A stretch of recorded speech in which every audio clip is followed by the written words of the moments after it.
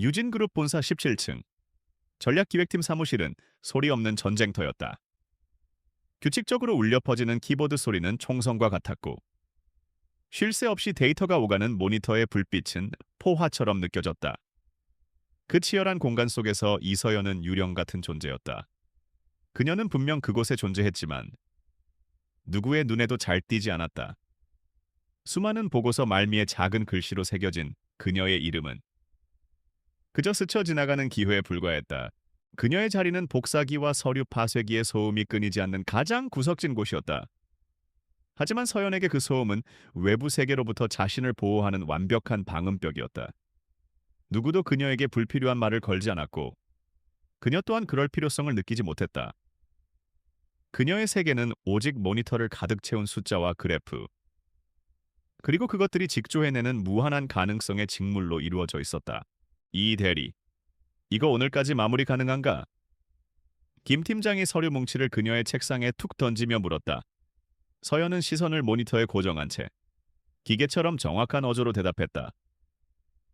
3시간 뒤 메일로 보내드리겠습니다. 그녀의 목소리에는 어떤 감정의 동요도 담겨 있지 않았다. 김 팀장은 익숙하다는 듯 어깨를 으쓱하고는 제자리로 돌아갔다. 저것이 바로 동료들이 그녀를 알파고 이 대리라고 부르는 이유였다. 서연은 타인의 평가에 무관심했다. 그것은 그녀의 분석 모델에 영향을 미치지 않는 통제 불가능한 변수일 뿐이었다. 그녀에게 중요한 것은 오직 사실과 논리, 그리고 결과였다. 그녀는 수만 개의 데이터를 조합하여 미래 시장의 동향을 예측했고, 경쟁사의 재무제표 속에서 교묘하게 숨겨진 부실의 징후를 찾아냈다. 그녀의 보고서는 언제나 간결하고 정확했지만 그 공로는 대부분 팀장이나 본부장의 차지였다. 그래도 상관없었다. 그녀는 그저 자신의 일을 할 뿐이었다. 그날 오후도 여느 때와 같이 평범하게 흘러가고 있었다. 서연이 방금 완성한 분기별 실적 분석 보고서를 팀장에게 전송한 직후였다. 사무실에 내선 전화가 날카롭게 울렸다. 먼지가 뽀얗게 쌓인 수화기를 무심하게 들었을 때 그녀의 삶을 송두리째 뒤흔들 운명의 목소리가 들려왔다. 비서실입니다. 강태준 회장님께서 찾으십니다. 지금 즉시 40층 회장실로 올라오시기 바랍니다. 그 순간 사무실을 가득 채웠던 모든 소음이 거짓말처럼 멎었다. 모든 시선이 일제히 유령 같던 그녀에게로 향했다. 강태준, 유진그룹의 절대군주이자 피도 눈물도 없는 기업 사냥꾼으로 불리는 남자. 창업주인 조부와 부친이 불의의 사고로 세상을 떠난 뒤 27의 나이에 그룹을 물려받아 10년 만에 재계 서열을 뒤바꿔 놓은 입지전적인 인물. 그런 그가 존재감 없는 일가의 대리인 자신을 찾는다는 사실에 모두가 경악했다. 무슨 일이야? 이 대리 보고서에 문제라도 생겼어. 김 팀장이 놀란 눈으로 물었다. 동료들의 수군거림이 파도처럼 밀려왔다. 서연의 머릿속에서는 이미 수십 개의 시나리오가 동시에 시뮬레이션 되고 있었다. 보고서 데이터 오류 확률 0.1%, 특수 프로젝트 차출 확률 5%, 구조조정 대상자 면담 확률 15%. 그녀는 감정을 배제하고 가장 합리적인 대응책을 모색하며 자리에서 일어났다. 다녀오겠습니다. 평소와 다름없는 무표정한 얼굴이었다. 17층에서 40층으로 올라가는 엘리베이터 안. 서연의 머리는 슈퍼컴퓨터보다 빠르게 회전했다. 강태준 회장, 37, 냉철하고 실용적이며 극단적인 목표 지향주의자, 감정적인 판단을 혐오하고 모든 것을 거래와 투자의 관점으로 본다. 그런 인물이 자신을 부른 이유는 반드시 그의 이익과 관련이 있을 터. 자신이 그에게 제공할 수 있는 가치는 데이터 분석 능력. 그것 외에는 없었다. 딩 소리와 함께 40층에 도착했다. 엘리베이터 문이 열리자 17층과는 전혀 다른 세상이 펼쳐졌다. 소음은 완벽하게 차단되었고 발소리마저 흡수하는 카펫이 깔린 복도는 성격처럼 고요했다. 권력의 정점은 공기마저 다르게 느껴졌다. 회장실 앞 여비서는 그녀를 보자마자 정중하게 고개를 숙이며 안으로 안내했다. 거대한 원목 문이 소리 없이 열리자 서울의 정형이 한눈에 들어오는 거대한 통유리창이 시야를 압도했다. 사무실은 불필요한 장식 하나 없이 미니멀하게 꾸며져 있었다. 오직 거대한 책상과 그 뒤에 앉아있는 한 남자만이 공간을 가득 채우고 있었다. 강태준. 사진이나 뉴스에서 보던 것보다 훨씬 더 위압적인 존재감을 뿜어내고 있었다. 그는 서류에서 눈을 뗀 채 말없이 그녀를 응시했다. 모든 것을 꿰뚫어 보고 가치를 평가하려는 듯한 차갑고 분석적인 눈빛이었다.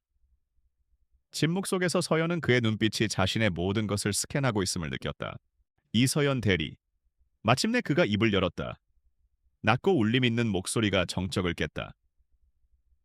지난 3년간 전략기획팀에서 제출된 모든 시장 예측 보고서와 경쟁사 분석 자료를 검토했다.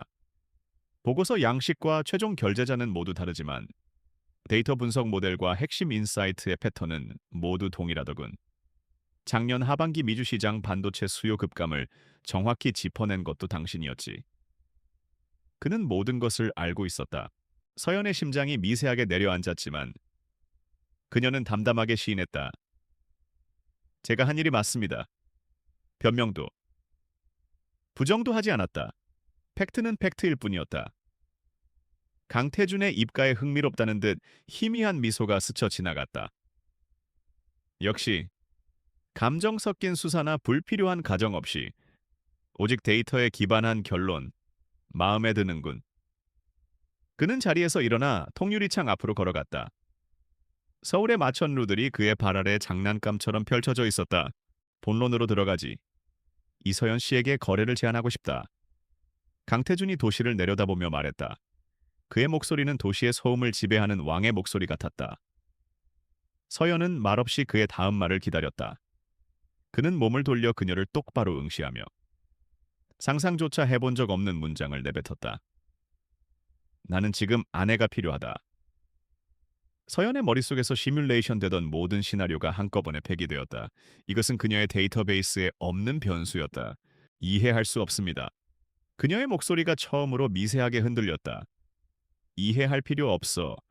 받아들일지 말지만 결정하면 되니까. 강태준은 다시 책상으로 돌아와 의자에 앉았다. 그는 마치 사소한 비즈니스 계약 조건을 읊듯이 말했다. 내가 이서연 씨에게 지불할 금액은 50억 원이다. 세금은 내가 처리하지. 기간은 1년. 1년 동안 내 법적인 아내 역할을 해주면 된다. 철저한 비즈니스 계약이야. 50억, 평생을 가난의 굴레 속에서 살아온 서연에게는 현실감 없는 액수였다. 병든 어머니의 병원비와 동생의 학비, 그 모든 것을 단번에 해결할 수 있는 돈. 하지만 서연의 머리는 돈의 가치보다 이 거래의 본질을 먼저 분석하기 시작했다. 이것은 정상적인 제안이 아니다. 강태준이라는 남자가 결혼 상대를 구하지 못해 돈으로 사려 할 리가 없다. 왜 하필 자신인가? 그녀의 머릿속은 복잡한 수식으로 가득 찼다. 왜 저입니까? 서연이 마침내 가장 핵심적인 질문을 던졌다. 회장님 정도의 분이라면 저보다 훨씬 더 좋은 조건을 가진 여자를 얼마든지 만나실 수 있을 텐데요. 그녀의 질문에 강태준은 기다렸다는 듯 대답했다. 조건 좋은 여자들은 말이 많고 원하는 게 많지. 그리고 지나치게 감정적이야. 나는 내 일에 방해가 되는 변수를 만들고 싶지 않다. 당신은 다르지. 그의 시선이 다시 그녀를 꿰뚫었다. 당신은 감정을 드러내지 않고 필요 없는 질문을 하지 않아. 오직 주어진 조건 안에서 최적의 결과값을 도출해내지. 마치 잘 설계된 알고리즘처럼. 지금 나에게 필요한 건 바로 그런 사람이다. 내 계획에 어떤 감정적인 변수도 만들지 않을 완벽하게 통제 가능한 파트너. 그의 말은 칭찬이었지만 모욕처럼 들렸다. 그는 그녀를 인간이 아닌 하나의 잘 만들어진 도구로 보고 있었다. 계획. 그렇다. 이 모든 것은 그의 어떤 거대한 계획의 일부다. 이 결혼은 그 계획을 실행하기 위한 수단일 뿐. 그는 자신의 분석 능력을 높이 평가했다. 그렇다면 그가 자신에게서 사려는 것은 단순한 아내의 역할이 아닐 것이다. 그는 자신을 전쟁터의 비밀병기로 사용하려는 것이다. 서연은 이 거래에 숨겨진 리스크와 기회를 빠르게 계산했다. 계약 내용은 변호사를 통해 전달하겠다. 오늘 중으로 결정해서 연락 줘. 강태준은 이미 대화가 끝났다는 듯 서류로 시선을 돌렸다. 서연은 조용히 회장실을 나왔다. 엘리베이터를 타고 17층으로 내려오는 동안 그녀는 모든 퍼즐 조각을 맞추었다. 강태준은 그의 적들을 교란시킬 수 있는 가장 완벽한 예측 불가능한 변수가 필요했던 것이다. 데이터상으로는 존재하지 않는 유령 같은 여자. 그것이 바로 자신이었다. 사무실로 돌아온 그녀는 자신의 자리에서 수화기를 들고 비서실 번호를 눌렀다. 전략기획팀 이서연입니다. 회장님께 말씀 전해주십시오. 제안에 대해 긍정적으로 검토하겠다고. 그녀는 잠시 말을 멈추고 창밖을 바라보았다. 지금까지 그녀는 수많은 개미 중 하나일 뿐이었다. 하지만 이제 거대한 체스판의 말이 될 것이다. 왕을 지키는 퀸이 될 수도, 가장 먼저 버려지는 폰이 될 수도 있겠지. 그녀는 자신의 첫 수를 두기로 결심했다. 다만 한 가지 조건이 있습니다. 계약서의 모든 조항은 저 역시 변호사를 통해 검토하고 수정할 권리를 갖겠다는 조건을 추가해 주십시오. 이것은 더 이상 강태준 혼자만의 게임이 아니었다. 다음 날 서연은 강태준이 보낸 차를 타고 약속 장소인 유진그룹 소유의 VVIP 호텔 최상층 펜트하우스로 향했다. 비서의 안내를 받아 안으로 들어서자 어제 회장실과는 비교도 되지 않는 압도적인 공간이 펼쳐졌다. 바닥부터 천장까지 이어진 통유리창 너머로 구름이 발밑을 떠다녔고 고급스러운 가구와 예술 작품들은 그 자체로 작은 박물관을 연상시켰다. 이곳은 하늘 위에 지어진 성체이자 완벽한 밀실이었다. 강태준은 창가에 서서 도시를 내려다보고 있었다. 어제와 같은 검은색 슈트 차림이었지만 넥타이를 살짝 풀어낸 모습이 조금은 더 사적인 분위기를 풍겼다. 그는 서연이 들어서는 것을 보고도 한동안 말이 없다가 테이블 위를 턱짓으로 가리켰다. 앉지? 테이블 위에는 그녀의 인생을 바꿀 혹은 파멸시킬지도 모를 두툼한 서류 봉투 하나가 놓여 있었다. 서연은 말없이 자리에 앉았다. 그녀의 앞에는 김이 모락모락 피어오르는 커피가 놓여 있었지만 그녀는 손도 대지 않았다. 지금은 미각을 만족시킬 때가 아니었다. 그녀는 봉투를 열어 혼인 계약서라는 제목의 서류를 꺼내들었다. 예상했던 것보다 훨씬 더 상세하고 집요한 내용이었다. 제1조 계약의 목적, 제2조 계약 기간, 제3조 보수 및 지급 방식, 50억 원은 계약금 10억, 매월 생활비 1억씩 12개월, 그리고 계약 만료 시 성공 보수 28억으로 나뉘어 지급된다는 내용이 명시되어 있었다. 제4조 당사자의 의무 조항은 더욱 구체적이었다. 을 이서연은 갑 강태준의 법적인 아내로서 주 1회 이상의 공식 석상 동행, 월 2회 이상의 가족 식사 참석, 언론 인터뷰 및 대외 활동 시 갑이 지정한 가이드라인을 준수해야 한다. 또한 을은 계약 기간 및 계약 종료 후 10년간 본 계약과 관련하여 알게 된 갭의 모든 개인정보 및 경영상의 비밀을 누설해서는 안 된다는 무시무시한 비밀 유지 조항이 포함되어 있었다. 반면 갑은 을에게 최고 수준의 의식주와 품위 유지비를 제공하며 을의 직계 가족에 대한 의료 지원을 보장한다. 하지만 가장 중요한 조항은 따로 있었다. 갑과 을은 사적인 감정을 교류하지 않으며 각자의 사생활을 존중한다. 부부로서의 실질적인 의무는 이행하지 않는다. 마지막 장에는 위약금 조항이 붉은색으로 강조되어 있었다. 계약을 파기하는 쪽은 상대방에게 지급된 금액의 3배를 배상해야 한다. 이것은 계약이 아니라 빠져나갈 수 없는 족쇄였다. 서연은 한 장 한 장, 토시 하나 놓치지 않고 계약서를 읽어 내려갔다. 그녀의 눈은 스캐너처럼 빠르게 움직였지만 머릿속은 그 어떤 분석 모델보다 복잡하게 돌아가고 있었다. 그녀가 마지막 장을 덮었을 때 강태준이 물었다. 어떤가? 당신의 변호사가 필요할 것 같나? 서연은 고개를 저었다. 아니요. 이 계약서는 법적으로 거의 완벽합니다. 제가 수정할 수 있는 조항은 없어 보입니다. 다만 그녀는 그의 눈을 똑바로 쳐다보았다. 이 계약서에는 가장 중요한 내용이 빠져 있습니다. 서연의 지적에 강태준의 눈썹이 미세하게 꿈틀했다. 그게 뭐지? 그는 그녀의 다음 말을 기다렸다. Y 회장님께서 왜 이런 불필요할 정도로 위험하고 복잡한 계약을 통해 다른 누구도 아닌 저를 아내로 맞이해야만 하는지에 대한 근본적인 이유. 즉, 이 계약에 진정한 목적이 명시되어 있지 않습니다. 그녀는 자신의 가치를 스스로 증명해야 했다. 강태준은 잠시 그녀를 응시하다가 피식 웃음을 터뜨렸다. 역시 보통이 아니군.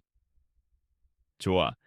당신은 이제 단순한 거래 상대가 아니라 파트너가 될 사람이니 알 권리가 있겠지. 그는 자리에서 일어나 다시 창가로 걸어갔다. 그의 등 뒤로 펼쳐진 거대한 도시의 풍경이 마치 그가 앞으로 펼쳐놓을 거대한 전쟁의 서막처럼 느껴졌다. 미래그룹. 박상진 회장에 대해 아나 그의 목소리가 차갑게 가라앉았다. 네, 국내 M&A 시장의 포식자. 유진그룹과는 창업주 시절부터 이어진 악연으로 알고 있습니다. 서연은 어젯밤 밤새도록 조사한 내용을 덤덤하게 읊었다. 그녀는 이미 이 모든 상황의 중심에 미래그룹이 있다는 가설을 세운 상태였다. 악연 정도가 아니지. 철천지원수다.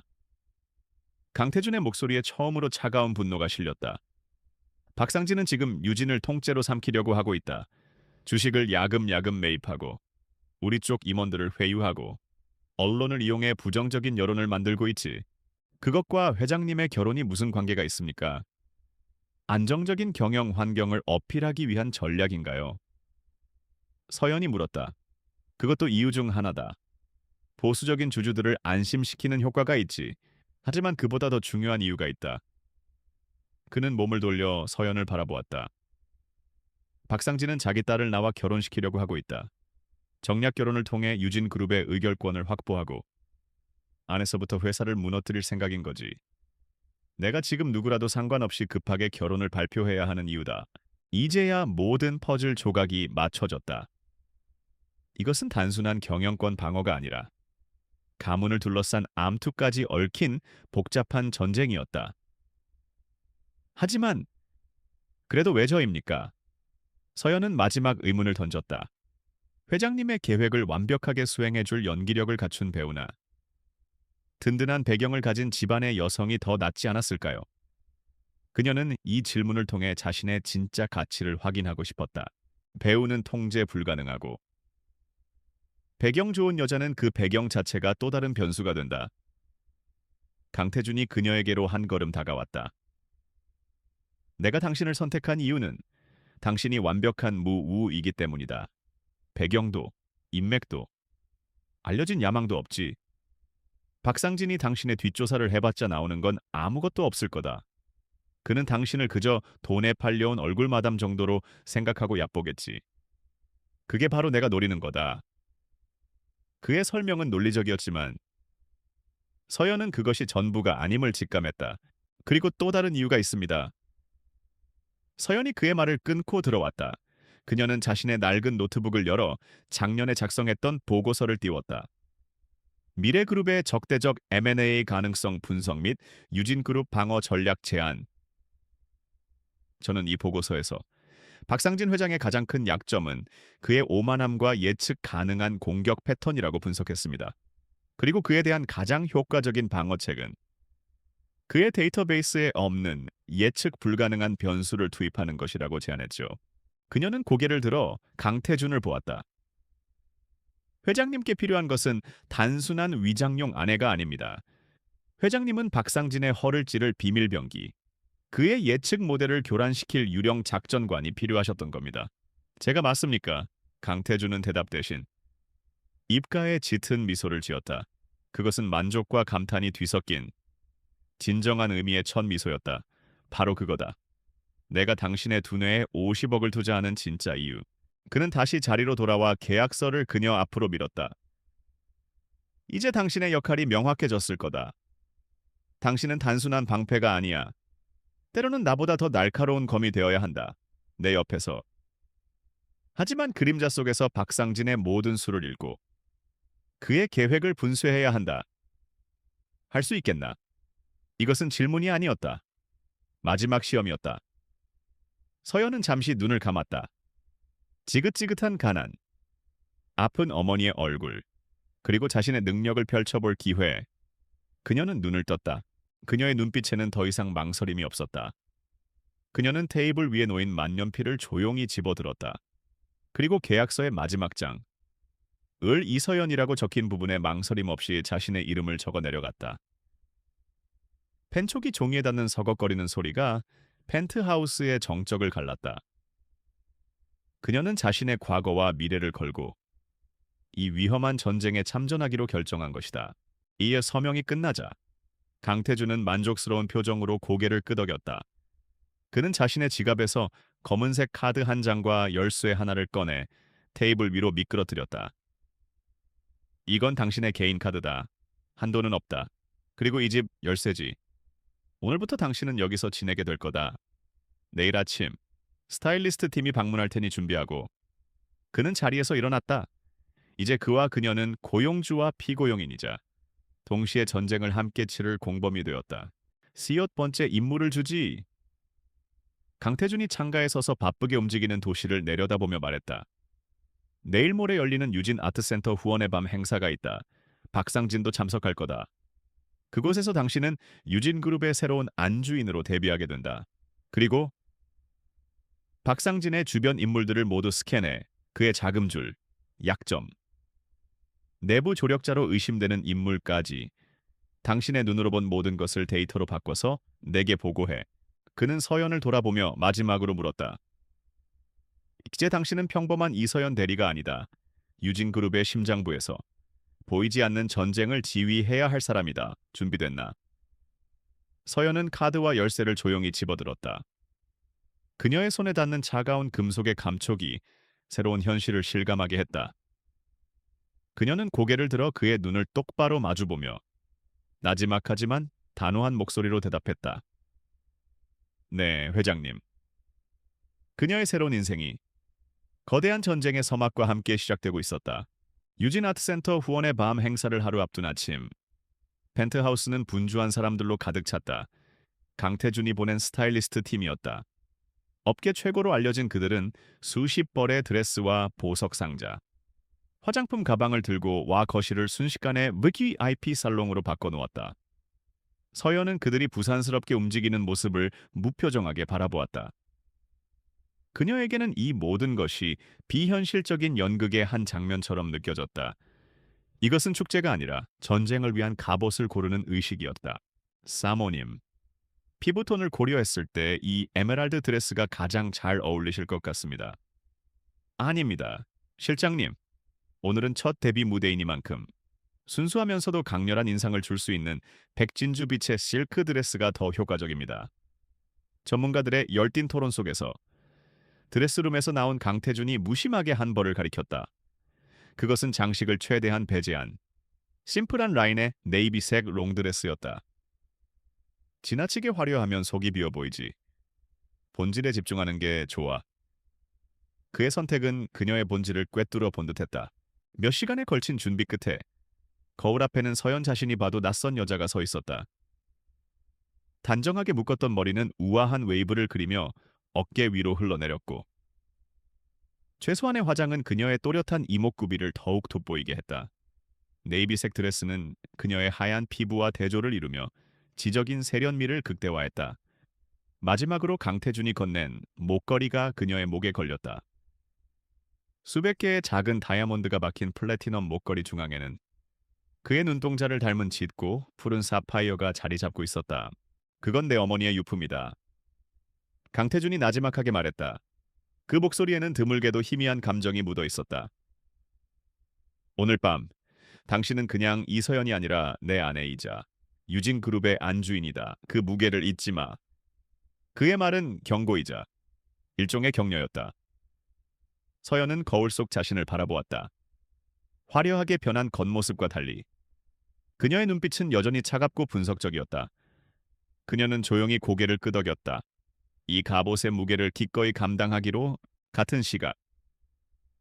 유진그룹의 결혼 발표는 재계를 발칵 뒤집어 놓았다. 베일 속의 신데렐라. 강태준 회장의 그녀는 누구인가? 온갖 토추축성 기사가 쏟아졌고 주식시장은 작은 파도처럼 일렁였다. 사람들은 갑자기 나타난 이서연이라는 존재에 대해 궁금해했고 대부분은 이것을 젊은 총수의 로맨틱한 일탈 혹은 계산된 신데렐라 스토리로 치부했다.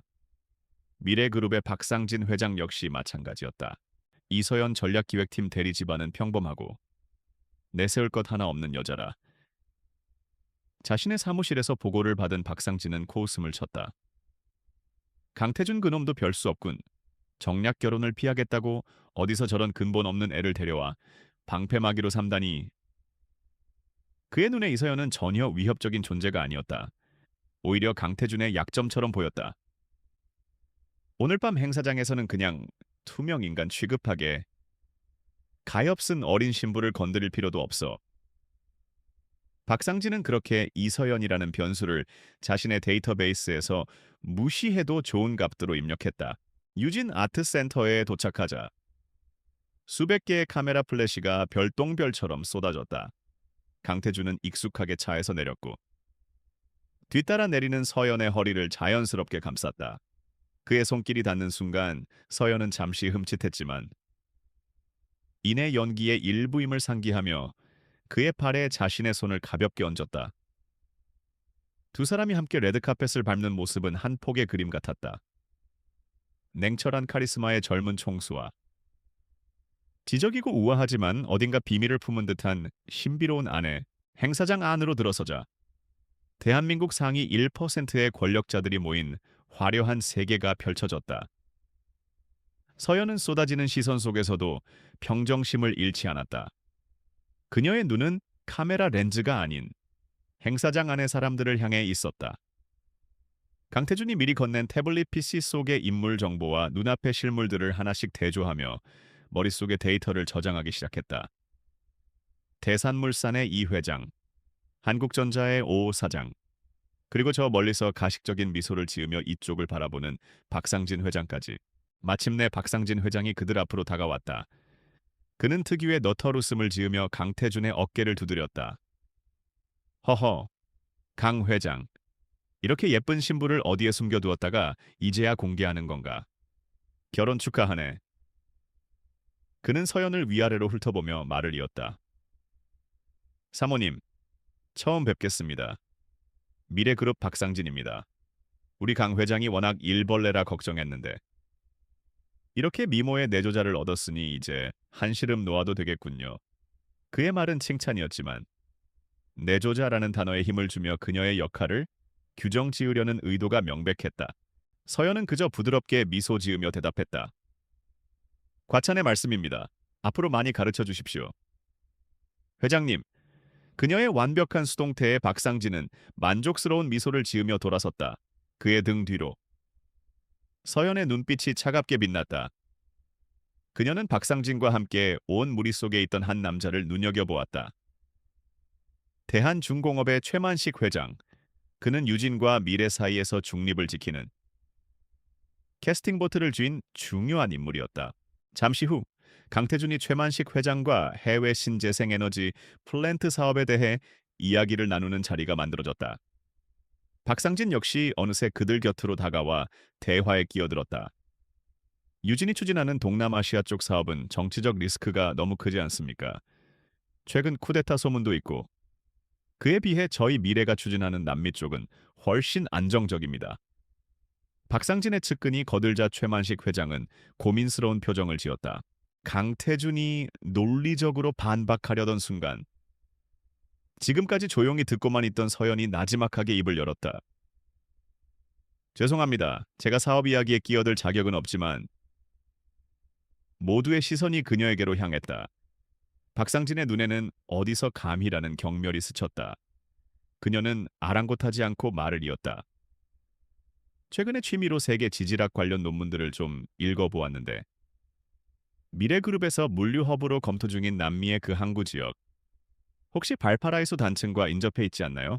순간 박상진의 얼굴이 미세하게 굳었다. 서연은 계속해서 맑고 차분한 목소리로 말했다. 제가 알기로는 그곳이 향후 5년 내 규모 7.0 이상의 지진 발생 확률이 가장 높은 휴면 단층 중 하나라고 합니다. 만약 거기에 대규모 물류 허브를 짓는다면 정치적 리스크와는 비교도 안 될 물리적 리스크를 감당해야 할 텐데요. 물론 제가 잘못 알았을 수도 있습니다. 그저 취미로 읽은 것이라서요. 그녀는 말을 마치고 수줍다는 듯 가볍게 고개를 숙였다. 행사장의 짧은 침묵이 흘렀다. 박상진과 그의 측근들은 얼굴이 하얗게 질려 있었다. 서연이 던진 발파라이소 단층이라는 키워드는 그들의 아킬레스건이었다.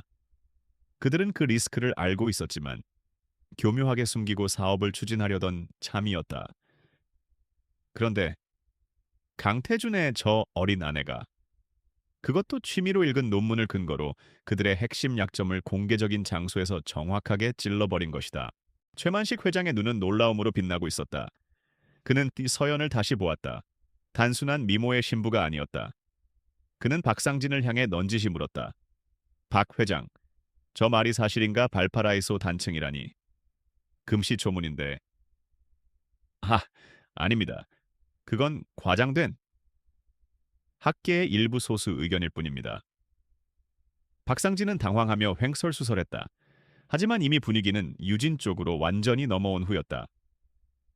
최만식 회장은 강태준의 어깨를 두드리며 말했다. 강 회장, 아주 똑똑한 아내를 얻었구먼. 나중에 동남아시아 사업건 자료 좀 자세하게 보내주게. 그날 밤 행사를 마치고 펜트하우스로 돌아오는 차 안, 강태준은 한마디도 하지 않았다. 무거운 침묵이 차 안을 가득 채웠다. 서연 역시 창밖의 야경을 바라볼 뿐 먼저 입을 열지 않았다.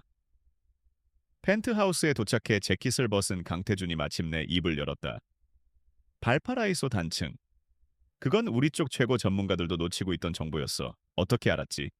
오늘 행사에 참석하는 인물들의 모든 관련 정보를 분석했습니다. 대한중공업이 신재생 에너지 사업에 관심이 많고 미래그룹이 남미 쪽을 제안할 것을 예상했습니다. 그래서 남미 지역의 모든 잠재적 리스크를 검색했고 한 지질학 포럼의 최신 논문에서 해당 내용을 발견했습니다. 확률은 낮았지만 결정적인 순간에 사용할 수 있는 최고의 카드라고 판단했습니다. 그녀의 대답은 마치 잘 짜인 보고서 같았다. 강태준은 잠시 그녀를 말없이 바라보다가 희미하게 웃었다. 오늘 밤 당신은 50억 이상의 가치를 증명했어. 그것은 그가 해줄 수 있는 최고의 칭찬이었다. 서연은 대답 대신 목에 걸려있던 사파이어 목걸이를 조용히 풀었다. 화려한 갑옷을 벗어내자 다시 평범한 이서연으로 돌아온 기분이었다. 첫 번째 전투는 이겼다. 하지만 그녀는 알고 있었다. 오늘 밤 자신의 도발로 인해 박상진이라는 적은 이제 자신을 더 이상 무시해도 조헌값으로 여기지 않을 것이라는 것을. 보이지 않는 전쟁은 이제 본격적으로 시작된 것이다. 유진 아트센터에서의 짧은 승리는 달콤했지만 그 대가는 혹독했다. 박상진은 더 이상 이서연을 무시해도 좋은 값으로 여기지 않았다. 그는 그녀를 강태준의 아킬레스건으로 판단했고 가장 비열하고 효과적인 방식으로 그녀를 공격하기 시작했다. 바로 그녀의 과거를 무기 삼는 것이었다. 행사가 끝난 다음 날부터 인터넷 연예 게시판과 증권가 찌라시를 중심으로 익명의 글들이 퍼져나가기 시작했다. 처음에는 근거 없는 소문으로 치부되었다. 하지만 곧 박상진의 자금이 흘러들어간 삼류 타블로이드 신문들이 익명의 제보자를 인용한 기사를 쏟아내기 시작했다. 충격 단독 유진그룹 신데렐라. 사실은 빚더미에 앉은 가족을 판 효녀 N. 강태준 회장의 그녀 이서연의 숨겨진 과거 정력 폭로. 기사 내용은 악랄했다. 서연의 아버지가 오래전 사업 실패로 막대한 빚을 지고 잠적했다는 사실. 어머니가 희귀병으로 장기 투병 중이며 막대한 병원비가 필요하다는 점. 그녀 자신이 학자금 대출과 생활고에 시달려왔다는 지극히 사적인 정보들이 교묘하게 왜곡되고 포장되었다. 기사들은 그녀를 돈을 보고 결혼한 속물 혹은 가족을 팔아 신분 상승을 노린 야심가로 몰아갔다. 이것은 서연 개인에 대한 인신공격이자 유진그룹의 이미지를 실추시키려는 명백한 의도를 가진 공격이었다. 순수해야 할 젊은 총수의 러브스토리에 거래라는 의혹의 그림자를 들이움으로써 강태준의 판단력과 도덕성에 흠집을 내려는 비열한 수법이었다.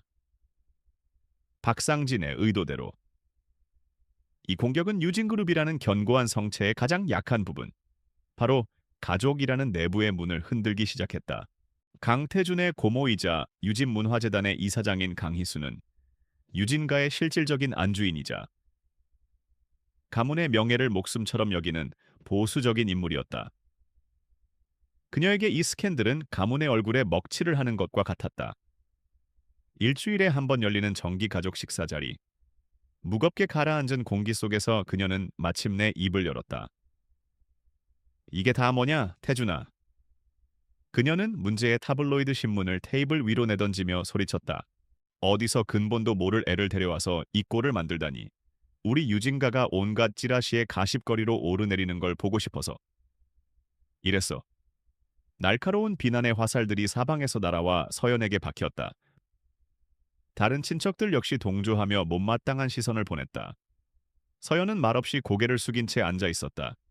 그녀의 얼굴에는 어떤 동요도 드러나지 않았다. 지금 분노나 억울함을 느끼는 것은 사치였다.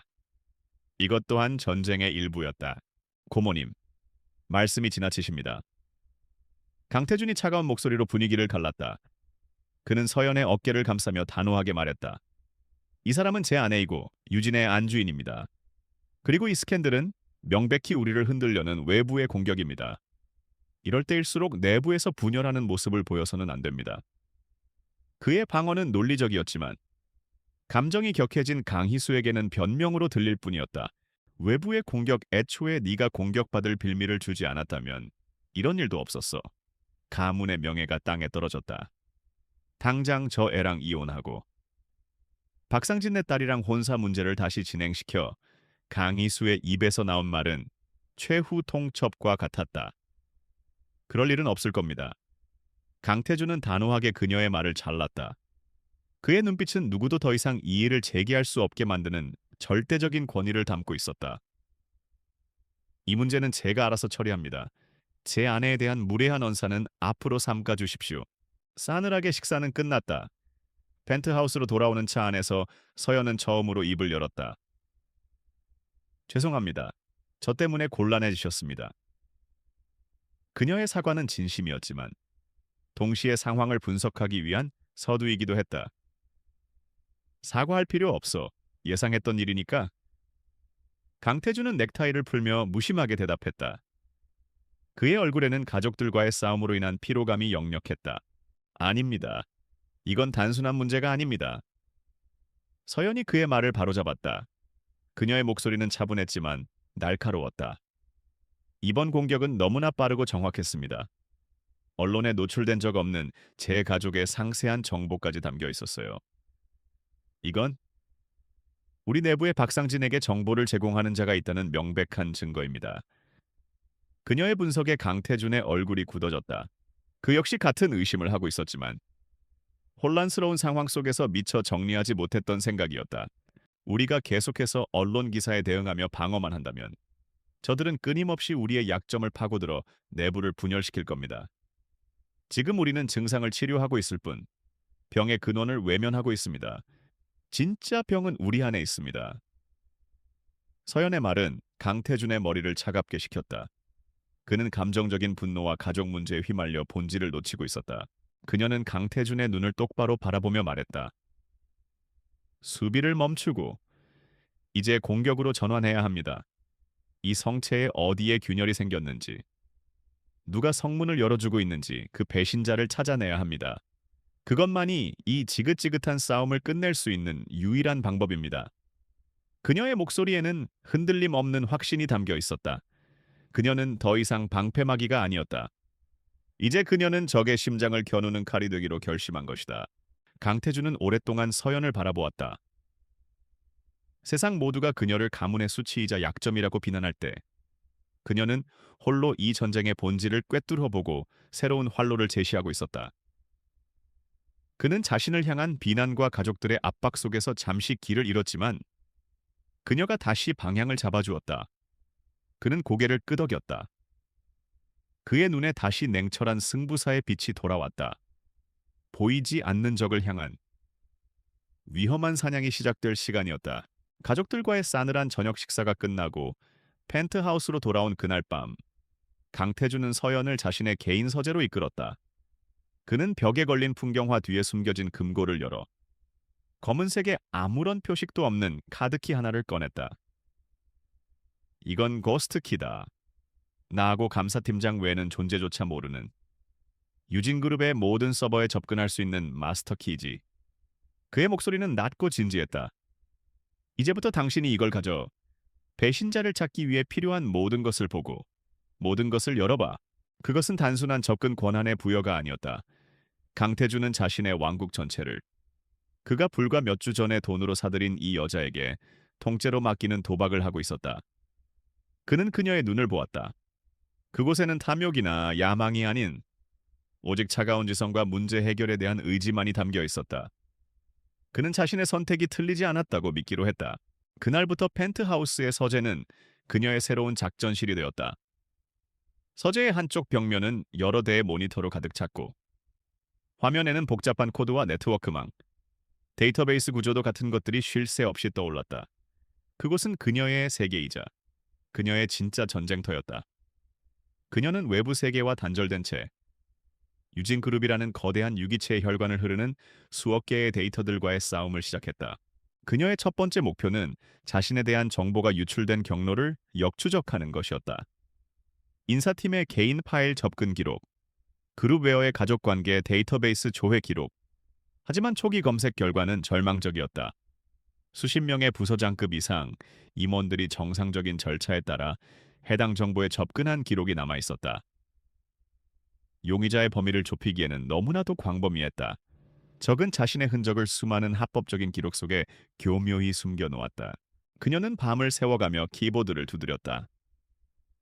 테라바이트급의 데이터, 수백만 개의 로그 파일, 지난 몇 년간의 재무 기록. 그것은 마치 사막에서 바늘을 찾는 것과 같은 고독하고 지난한 과정이었다. 도시의 불빛이 창밖에서 아득하게 빛나고 있었지만 그녀의 눈에는 오직 모니터 속의 숫자와 기호들만이 보였다. 그녀는 해커처럼 비밀번호를 추측하는 것이 아니라 디지털 고고학자처럼 흩어진 데이터의 파편 속에서 의미 있는 역사를 재구성하고 있었다. 강태준은 그런 그녀의 곁을 묵묵히 지켰다. 그는 그녀가 밤새 일하는 동안 말없이 커피를 가져다 주거나 그녀가 막히는 부분에 대해 인물들의 성향이나 과거 이력 같은 인간적인 정보를 제공해 주었다. 김 본부장은 야심이 크지만 겁이 많아 이런 위험한 일에 가담할 인물은 아니야. 박 전무는 선대 회장 시절부터 집안과 껄끄러운 관계였지. 하지만 배신할 정도의 배짱은 없어. 그의 정보는 그녀의 데이터 분석에 입체감을 더해 주었다. 한 번은 유력한 용의자를 발견하기도 했다.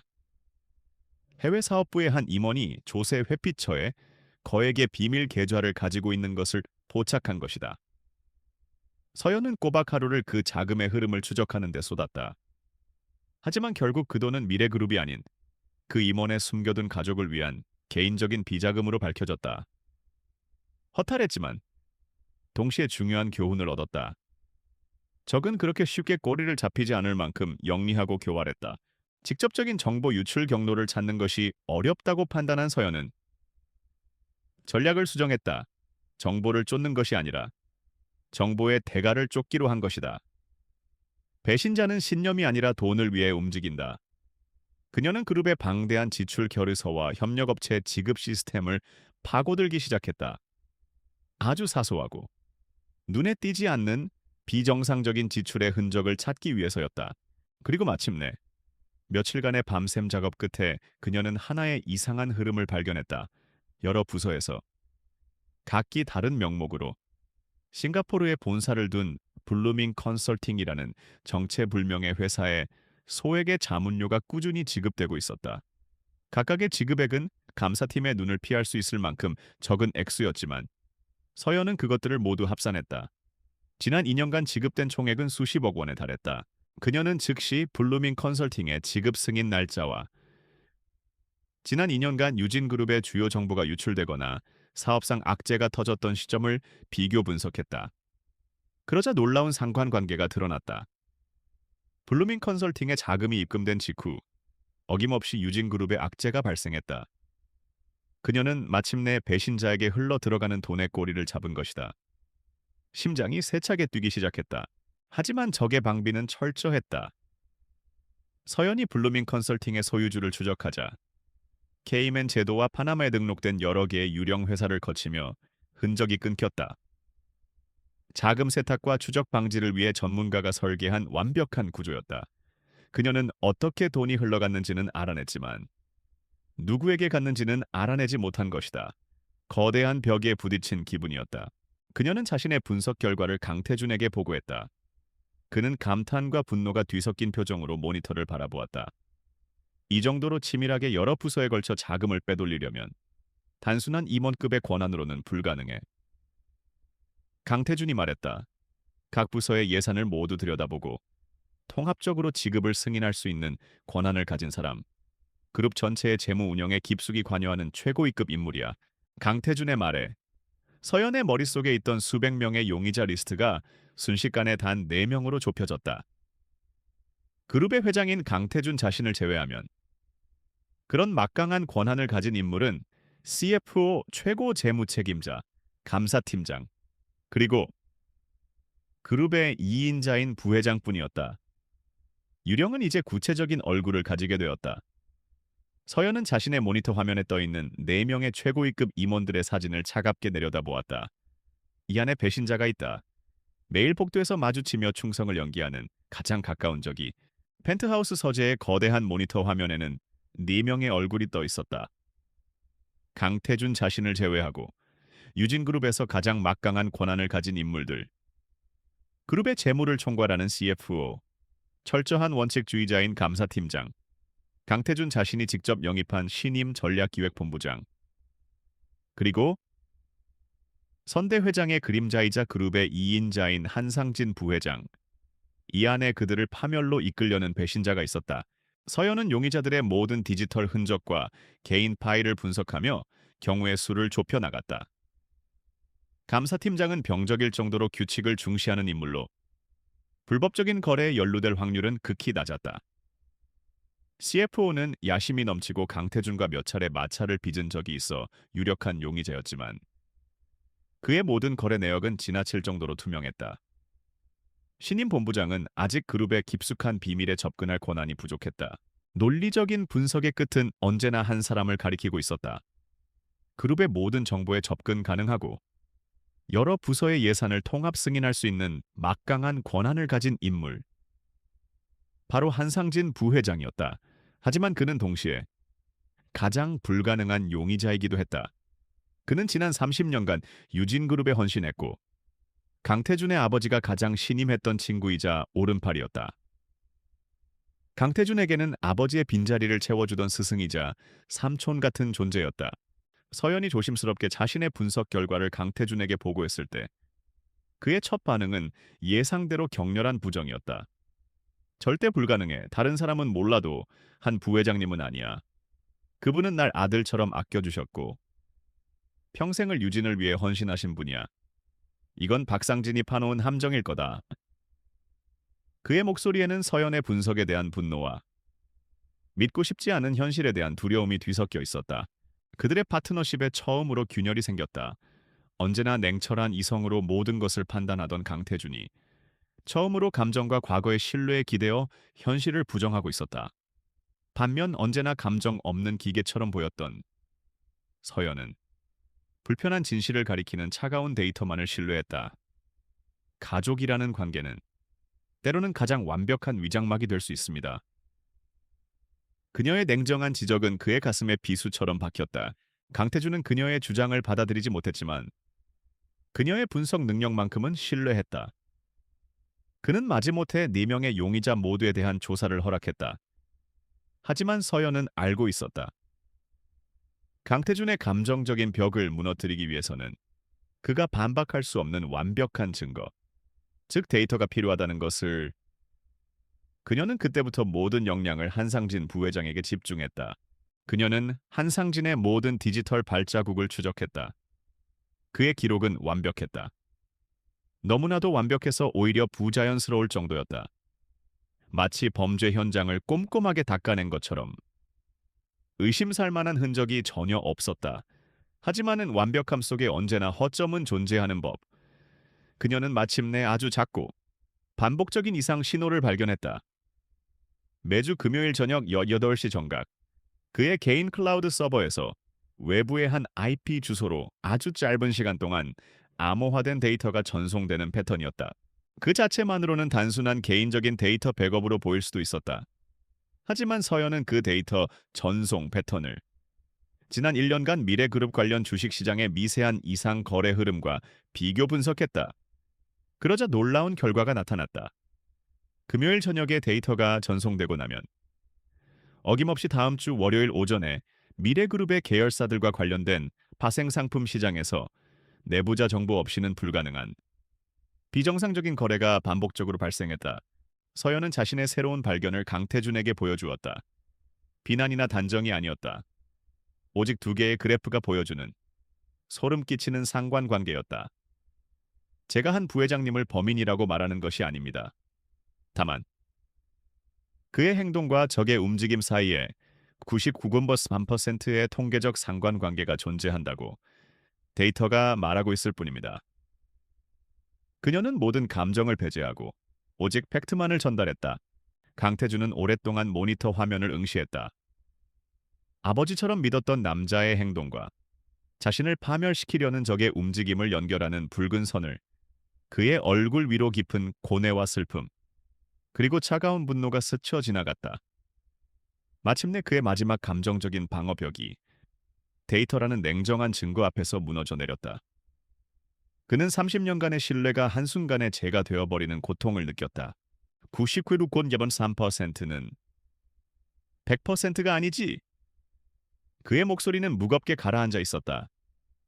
하지만 그것은 더 이상의 부정이 아니었다. 마지막 확인을 위한 냉정한 승부사의 목소리였다. 우리가 직접 확인해야겠어. 매주 금요일마다 그가 전송하는 파일이 무엇인지 우리 눈으로 직접 봐야겠어. 그의 눈빛은 슬픔을 넘어 배신자에 대한 차가운 결의로 불타고 있었다. 이제 국면은 전환되었다. 수동적인 조사는 끝났다. 이제는 능동적인 확인과 함정 설계의 시간이었다. 서연이 그의 결심을 읽고 나지막하게 말했다. 그렇다면 다음 주 금요일에 그가 보낼 파일을 우리가 직접 만들어주면 됩니다. 배신자를 잡기 위한 거대하고 위험한 연극. 프로젝트 키메라의 구상이 시작되는 순간이었다. 그들의 균열은 더 단단한 공조를 위한 실현이었을 뿐 이제 두 사람은 같은 목표를 향해 다시 하나가 되었다. 한상진이라는 배신자의 실체를 확인한 그날 이후 펜트하우스의 서재는 거대한 함정을 설계하는 작전실이 되었다. 서연은 강태준에게 자신의 계획을 설명했다. 그것은 단순한 증거 수집을 넘어 적이 스스로 파멸의 길로 걸어 들어오게 만드는 대담하고 위험한 연극이었다.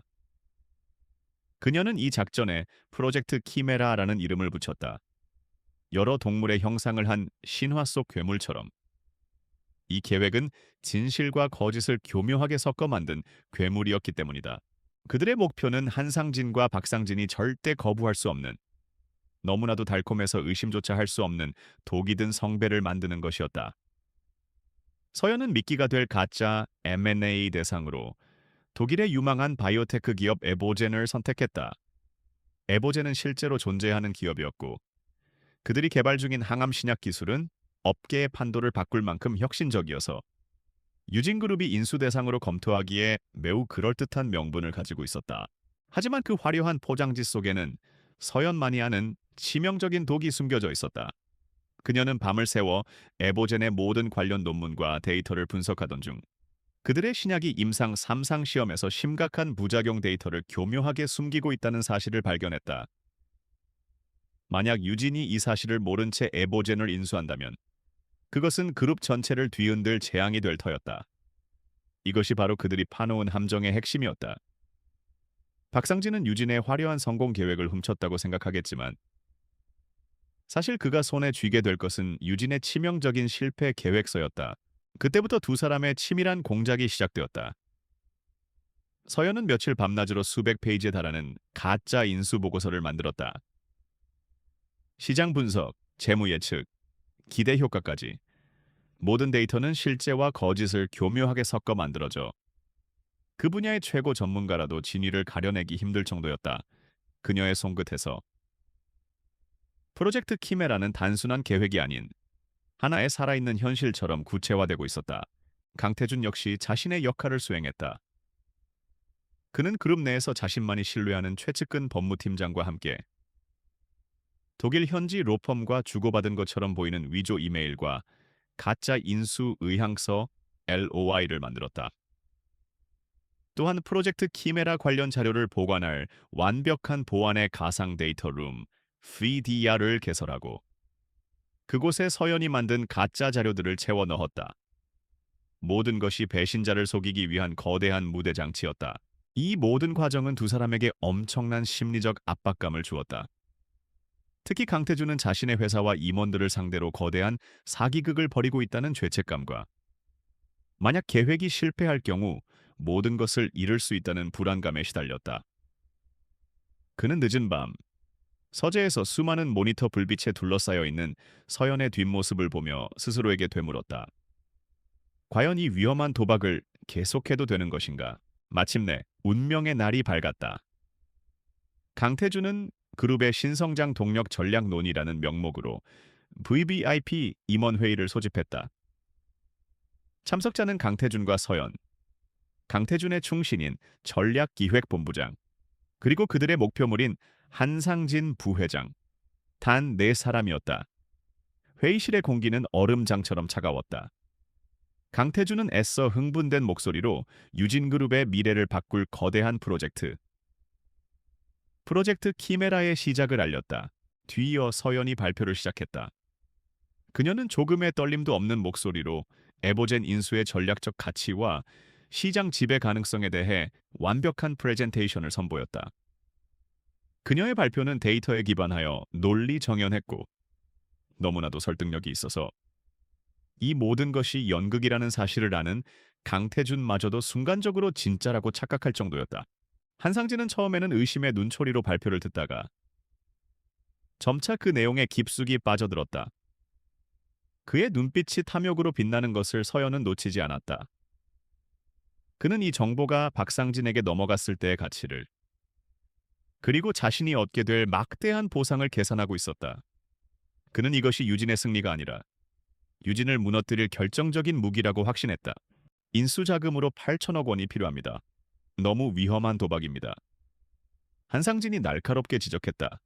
그것은 그룹을 걱정하는 충신의 간언처럼 들렸지만 사실은 정보의 신뢰도를 확인하고 더 많은 세부 사항을 얻기 위한 계산된 질문이었다. 리스크가 큰 만큼 성공했을 때의 과실은 상상을 초월할 겁니다. 부회장님, 하이리스크, 하이리턴이죠. 서연이 그의 눈을 똑바로 바라보며 자신감 있게 대답했다. 그녀의 당당한 태도는 그의 마지막 의심마저 지워버렸다. 회의는 성공적으로 끝났다. 한상진은 프로젝트 키메라의 모든 기밀 자료가 담긴 데이터 룸 접근 권한을 얻어갔다. 미끼는 던져졌다. 그때부터 피를 말리는 기다림의 시간이 시작되었다. 하루, 이틀.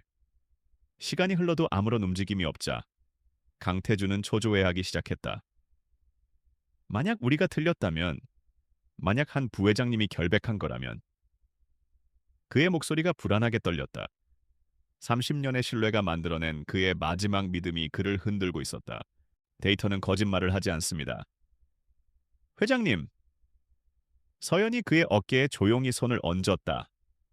제 분석에 따르면 한상진 부회장이 미끼를 물 확률은 쑥 9.3%입니다. 우리는 분석을 믿고 우리의 계획을 믿어야 합니다. 그녀의 차분하지만 확신에 찬 목소리는 그의 불안을 잠재웠다. 그는 그녀의 손을 통해 전해지는 조용한 온기에 의지하며 마음을 다잡았다. 그리고 마침내 회의가 있은 지 닷새째 되던 날 밤 움직임이 포착되었다. 서연의 모니터 화면에 경고등이 깜빡였다. 한상진이 자신의 개인 클라우드에 암호화된 대용량 파일을 업로드한 것이 감지된 것이다. 뱀이 마침내 움직이기 시작했다. 거의 동시에 다른 모니터에서는 유진그룹 주식에 대한 대규모 공매도 주문이 해외의 유령 회사를 통해 쏟아져 들어오기 시작했다는 경고가 울렸다. 박상진이 움직이기 시작했다는 명백한 신호였다. 걸렸습니다. 서연의 나지막한 목소리가 서재의 정적을 깼다. 하지만 아직 끝이 아니었다. 그들에게는 박상진과 한상진의 연결고리를 증명할 결정적인 물증이 필요했다. 강태준이 미리 고용해둔 흥신소에서 연락이 온 것은 바로 다음 날 새벽이었다. 메일에는 사진 한 장이 첨부되어 있었다. 어두운 조명의 와인바 구석에서 한상진이 박상진의 최측근인 윤 이사에게 서류 봉투를 건네는 모습. 그 사진을 보는 순간 강태준의 눈빛에서 마지막 남았던 일말의 연민마저 사라졌다. 남은 것은 배신자에 대한 차가운 분노뿐이었다. 그는 전화기를 들고 비서실장에게 지시했다. 일주일 뒤 임시 주주총회를 소집해 안건명은 그룹의 미래를 위한 중대 발표라고 하고. 모든 준비는 끝났다. 이제 거대한 함정의 문을 닫을 시간이었다.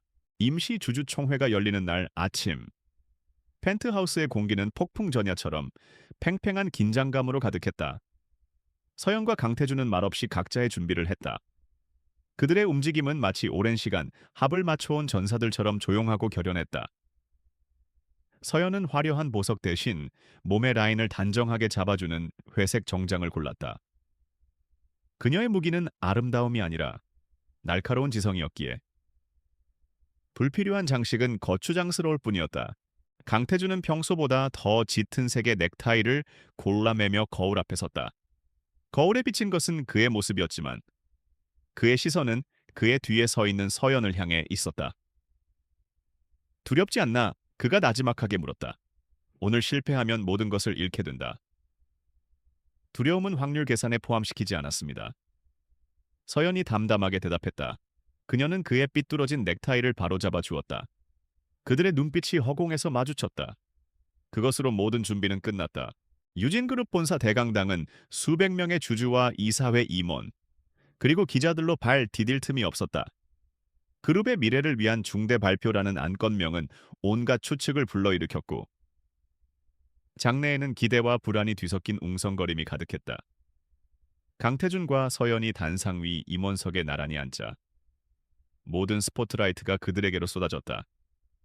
서연의 명패에는 회장 특별 보좌역 이서연이라고 적혀 있었다. 그 작은 명패 하나가 오늘 이 자리의 성격이 단순하지 않음을 암시했다. 곧이어 박상진 회장이 자신의 우호 지분을 가진 주주들과 함께 당당하게 입장했다. 그는 마치 개선 장군처럼 여유로운 미소를 띠고 있었다. 그의 옆에는 한상진 부회장이 애써 태연한 표정을 지으며 앉아 있었지만 그의 굳은 얼굴은 감출 수 없는 불안감을 드러내고 있었다. 주주총회는 형식적인 절차에 따라 시작되었고 마침내 안건 토의 시간이 되자 박상진 측의 한 주주가 손을 들고 일어섰다. 계획된 포성이었다. 강태준 회장께 묻겠습니다. 최근 그룹의 이미지를 실추시키는 각종 루머가 난무하고 주가는 불안정합니다. 이런 상황에서 그룹을 이끌 자격이 있다고 생각하십니까? 날카로운 질문에 장내가 술렁였다. 박상진은 만족스러운 미소를 지으며 마이크를 넘겨받았다. 주주 여러분, 저 역시 유진그룹의 오랜 파트너이자 주주로서 깊은 우려를 표하지 않을 수 없습니다. 그는 위선적인 표정으로 좌중을 둘러보았다. 그는 곧바로 폭탄을 터뜨렸다. 최근 제가 입수한 정보에 따르면 강태준 회장은 우리 모두와 한마디 상의도 없이 그룹의 명운을 걸고 독일의 에보젠이라는 바이오 기업을 인수하려는 무모한 계획을 추진하고 있습니다. 8천억이라는 천문학적인 자금을 투입하는 이 위험한 도박이 과연 유진그룹을 위한 결정입니까? 그의 폭로의 주주들은 경악했고 여기저기서 고성이 터져 나왔다. 강태준의 리더십은 순식간에 벼랑 끝으로 내몰렸다. 박상진이 마지막 일격을 가했다. 저는 강태준 회장에 대한 경영 능력 불신임을 안건으로 긴급 발의하며 모든 주주님들의 현명한 판단을 촉구하는 바입니다. 장내는 완벽한 혼돈에 휩싸였다. 강태준의 편에 섰던 이사들마저 당혹감을 감추지 못했다. 모든 것이 박상진과 한상진의 시나리오대로 완벽하게 흘러가고 있었다. 바로 그때였다. 좋습니다. 그 안건 기꺼이 받겠습니다. 혼돈을 가르는 강태준의 차갑고 단호한 목소리가 마이크를 통해 울려 퍼졌다. 그는 천천히 연단으로 걸어나갔다. 그의 얼굴에는 당황이 아닌 사냥감을 함정으로 몰아넣은 사냥꾼의 냉정한 미소가 걸려 있었다. 박상진 회장님의 정보력에 감탄했습니다. 네, 우리가 에보젠 인수를 검토했던 것은 사실입니다. 그의 시인의 장래는 더욱 큰 충격에 빠졌다. 하지만 강태준의 목소리가 톤을 높였다. 박 회장님께서 그 뛰어난 정보력으로 미처 파악하지 못하신 것이 하나 있는 것 같습니다. 우리가 왜 에보젠을 검토했는지. 그 진짜 이유 말입니다. 그는 서연이 앉아있는 쪽으로 손짓했다. 그 질문에 대한 답은 제 아내이자 그룹의 리스크 관리 특별 보좌역인 이서연 보좌역께서 직접 해주시겠습니다. 모든 시선이 일제히 서연에게로 향했다. 신데렐라로 불리던 그녀가 지금 유진그룹의 운명이 걸린 단상 위로 오르고 있었다. 그녀는 조금의 떨림도 없는 걸음으로 연단에 서서 침착하게 프레젠테이션을 시작했다. 안녕하십니까. 이서연입니다. 저희가 프로젝트 키메라라는 이름으로 에보젠 인수를 검토했던 것은 사실입니다. 하지만 그것은 인수를 위한 프로젝트가 아니었습니다. 그녀는 리모컨을 눌러 스크린의 첫 번째 자료를 띄웠다. 그것은 에보젠의 신약 임상 3상 시험의 미공개 데이터였다. 이것은 저희가 독자적인 루트를 통해 입수한 에보젠의 비밀 데이터입니다.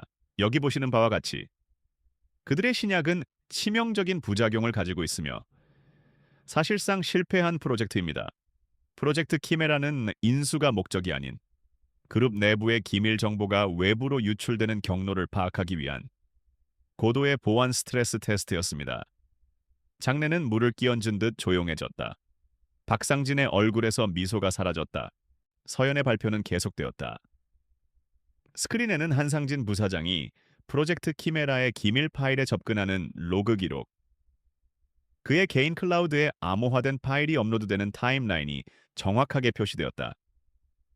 한상진의 얼굴은 백지장처럼 하얗게 질렸다. 다음 화면에는 유진그룹 주식에 대한 대규모 공매도 거래 내역이 그래프로 나타났다.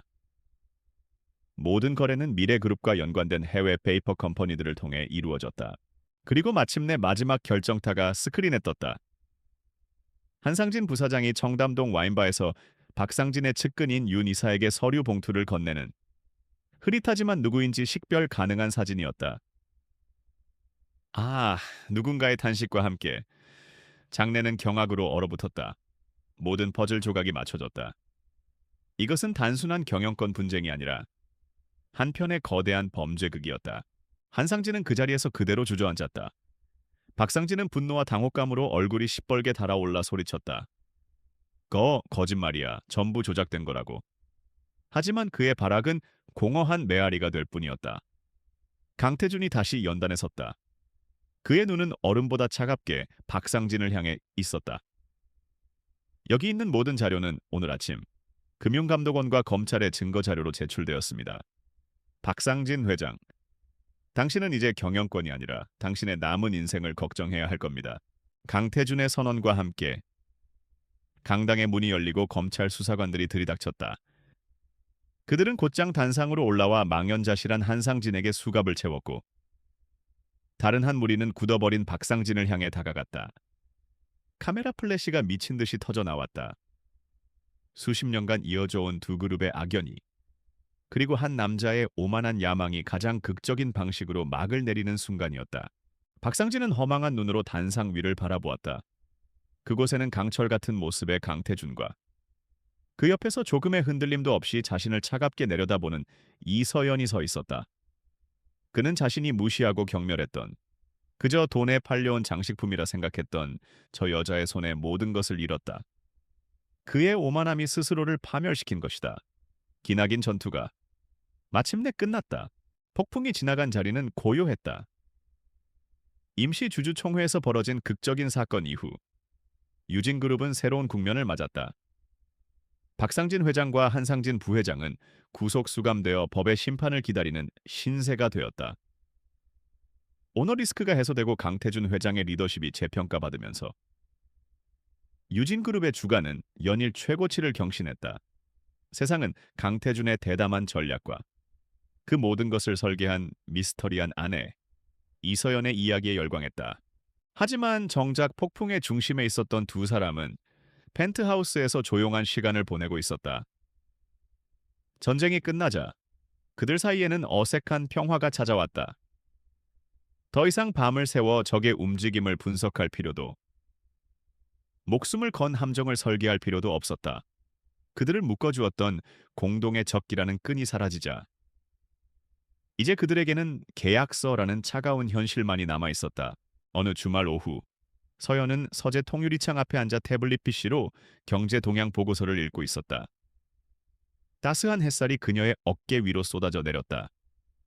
강태준은 거실 소파에 앉아 그런 그녀의 모습을 물끄러미 바라보았다. 지난 몇 달간 그녀는 그의 곁에서 단순한 아내 혹은 파트너, 그 이상의 존재였다. 그는 언제부턴가 서재에서 밤늦게까지 일하는 그녀의 그림자를 보는 것이 익숙해졌고 아침에 일어나 그녀가 내려준 커피 향을 맡는 것이 당연해졌다. 며칠 뒤 강태준은 서연의 어머니가 입원해 있는 병실을 찾아갔다. 유진그룹 산하 최고의 의료시설과 의료진이 그녀의 어머니를 돌보고 있었다. 서연의 어머니는 몰라보게 건강을 되찾은 모습으로 딸의 손을 꼭 잡았다. 이런 좋은 곳에서 치료받게 해준 강서방에게 정말 감사하다고 전해다오. 자네처럼 착하고 똑똑한 아이가 저렇게 좋은 사람을 만났으니 이제 엄마는 한이 없다. 어머니의 행복한 얼굴을 보며 서연은 처음으로 자신이 한 선택의 무게와 가치를 실감했다. 그날 밤 펜트하우스로 돌아온 서연을 강태준이 기다리고 있었다. 테이블 위에는 그들이 처음 만났던 날 서명했던 이제는 낡아 보이는 혼인 계약서 한 부가 놓여 있었다. 안지. 강태준의 목소리는 유난히 낮게 가라앉아 있었다. 서연은 말없이 그의 맞은편에 앉았다. 우리의 계약 목적은 모두 달성됐어. 박상진은 몰락했고 회사는 안정됐지. 계약 기간은 1년이지만 목적이 달성된 이상 이 계약을 유지할 필요는 없겠지. 그는 서류를 그녀 쪽으로 밀었다. 원한다면 내일 당장이라도 이혼 절차를 밟을 수 있어. 계약서에 명시된 성공보수 28억 원은 약속대로 즉시 지급하지. 당신은 이제 자유야. 그의 말은 비즈니스맨처럼 건조하고 사무적이었다. 하지만 그의 눈빛은 미세하게 흔들리고 있었다. 서연은 계약서를 잠시 내려다보다가 고개를 들어 그를 바라보았다. 그녀의 얼굴에는 기쁨도 슬픔도 아닌 알 수 없는 평온함이 서려 있었다. 알겠습니다. 그녀의 담담한 대답에 강태준의 심장이 쿵 내려앉는 것 같았다. 그는 그녀가 조금이라도 망설이거나 아쉬워하는 모습을 보여주길 바랐던 것일까. 그는 자신도 모르게 주먹을 꽉 쥐었다. 이대로 그녀를 보낼 수는 없었다. 그 순간 강태준은 계약서를 집어들었다. 그리고 모두의 예상을 깨고 그는 계약서를 반으로 또다시 반으로 찢어버렸다. 잠깐. 서연이 놀라 그를 바라보았다. 찢어진 계약서 조각들이 테이블 위로 힘없이 흩어졌다. 이 계약은 실수였어. 강태준이 찢어진 종이 조각을 보며 나지막이 말했다. 계획이 틀렸다는 게 아니야. 값을 매길 수 없는 것의 가치를. 고작 50억이라는 돈으로 사려고 했던 내 판단이 틀렸다는 뜻이야. 나는 전략가와 파트너를 돈으로 사려 했지만 당신은 나에게 그 이상의 존재가 되어줬어. 당신은 내 회사를 구했고 배신감에 무너지려던 나를 구했지. 그는 자리에서 일어나 그녀의 앞으로 다가왔다. 그리고 처음으로 CEO가 아닌 한 남자로서 그녀의 눈을 똑바로 마주 보았다. 그의 눈에는 지금껏 본 적 없는 진실함과 간절함이 담겨 있었다. 이서연 씨. 그는 처음으로 그녀의 이름을 온전히 불렀다. 50억이 아니라 내 남은 인생 전부를 걸고 새로 제안하고 싶소. 그의 목소리가 작게 떨렸다. 이 찢어진 계약서의 파트너가 아니라 내 인생의 진짜 파트너가 되어주시오. 그의 고백은 화려한 수사도 달콤한 약속도 없었지만 그 어떤 말보다도 묵직한 진심을 담고 있었다. 서연은 오랫동안 말이 없었다. 그녀의 머릿속에서는 마지막 분석 모델이 돌아가고 있었다. 변수 그의 진심, 리스크 상처받을 가능성, 기회 예측할 수 없는 행복. 그녀는 언제나 데이터에 기반해 가장 합리적인 결론을 내렸다. 하지만 지금 그녀의 심장은 데이터가 아닌 다른 무언가에 반응하고 있었다. 마침내 그녀의 입가에 아주 희미한 하지만 진짜 미소가 비어올랐다. 회장님, 그녀는 고개를 들어 그를 바라보았다. 그 제안의 성공 확률은 제가 직접 계산해 봐야겠습니다. 그녀의 말에 강태준의 얼굴에 의문이 스쳤다. 그녀는 미소를 지으며 말을 이었다. 평생에 걸쳐서요. 그 대답에 강태준의 얼굴에 비로소 안도와 기쁨의 미소가 번졌다. 그는 그녀의 손을 조심스럽게 잡았다. 계약이 아닌 마음으로 이어진 첫 번째 연결이었다. 6개월 후 유진그룹 회장실. 강태준은 결제 서류에 사인을 하다가 고개를 들었다. 그의 책상 맞은편에는 서연의 자리가 새로 생겨 있었다. 부회장 이서연이라는 명패가 햇살을 받아 반짝였다. 그녀는 공식적으로 유진그룹의 2인자이자 그의 가장 든든한 파트너가 되었다. 전쟁터의 동지에서 이제는 제국의 공동 통치자가 된 것이다. 이쪽 신사업 계획서, 리스크 분석 파트가 좀 부실한 것 같은데 다시 검토해봐요. 서연이 무심하게 서류를 넘기며 말했다. 그녀의 말투는 여전히 건조했지만 그 속에는 이제 따뜻한 신뢰가 묻어 있었다. 알았어, 부회장님. 퇴근하고 집에 가서 다시 검토하지. 강태준이 짐짓 엄살을 부리며 대답했다. 집이라는 단어에 두 사람의 눈이 마주쳤고 약속이라도 한 듯 조용한 미소가 번졌다. 전쟁은 끝났지만 그들의 이야기는 이제 막 시작되고 있었다. 차가운 계약으로 시작된 관계는 그 어떤 열정적인 사랑보다 더 단단하고 깊은 신뢰의 관계로 완성되었다. 그들은 앞으로도 함께 수많은 위기를 헤쳐나가고 때로는 다투고 또 함께 웃을 것이다. 그렇게 평생에 걸쳐 서로라는 행복의 확률을 계산하며 살아갈 것이다. 창밖으로 보이는 서울의 노을이 새롭게 시작하는 두 사람의 미래를 축복하듯 아름답게 빛나고 있었다.